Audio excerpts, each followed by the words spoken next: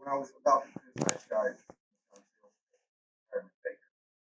undoubtedly, that's designer at that time ever favorite work together. Designed some really incredible aliens, but I kind of didn't want 7 incredible aliens and wanted one special character. Remember when I went to Rick and I said, I'm changing this whole thing, we're not making this movie anymore, instead of making another movie. One comes down to the friend, one small boy. Rick had done so much hard work on these multiple creatures. I think Rick was just sort of let down because his whole creature shop was devoted to rather a larger palette, and I was now restricting him to one character. Rick was disappointed that we weren't going the whole route.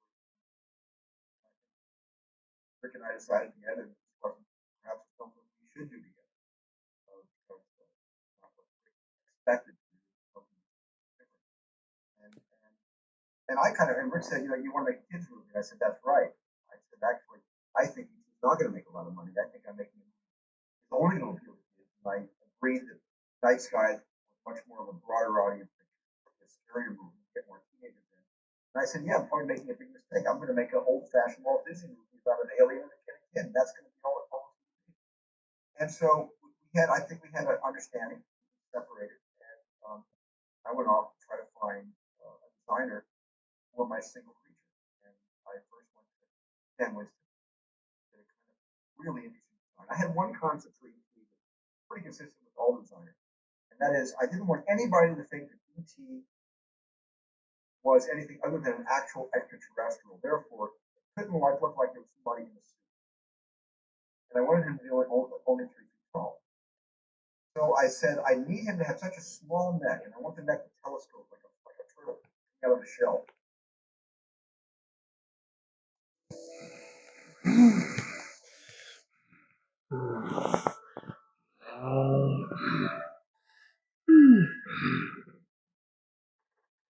The Stan Winston is very interesting, just like the face was out here, the neck was back here.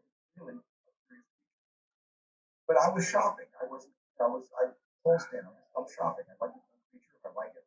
We'll work together. At the same time, I went over to Carlo Ravalli, who had done my creature. And Puck had a very tiny neck. The pride of a human being being inside that suit. That was a concept I've been picking up with back to those encounters. And then Carlo did a couple of designs for me, and simply, I love Carlo's design. Ed Gorilla did sketching. He stays with me like details on the weekend.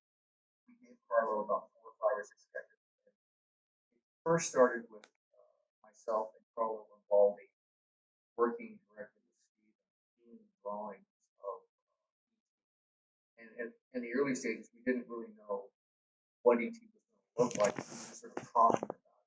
Okay. I think that we actually at some point fairly early on had set down some ground rules. That is that ET isn't a monster. Like when I say to Carlo, here's some pictures of Albert Einstein, Ernest Hemingway, and Carl Sandburg. I love their eyes. Can we make ET's eyes as frivolous and also wizened and as sad as those 3 icons? The thing I really remember very specifically working with Stephen was actually going into his office and having all his books and saying, here, those are neat eyes. That's a neat eye for this person. And I mean, they were really interesting because they would be some very, very, very old eyes.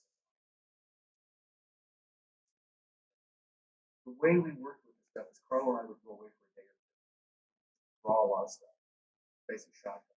And then we would go back to Stephen's office and we would basically pin the stuff up on the wall, and then Stephen would look at them and say, well, I like that, or I like a bit of this, and that's probably a number of versions of play, and I stood over with Carlo and worked with him. I'm not an artist, so I just touch the play, but I would say too scary, too Disney, too sweet.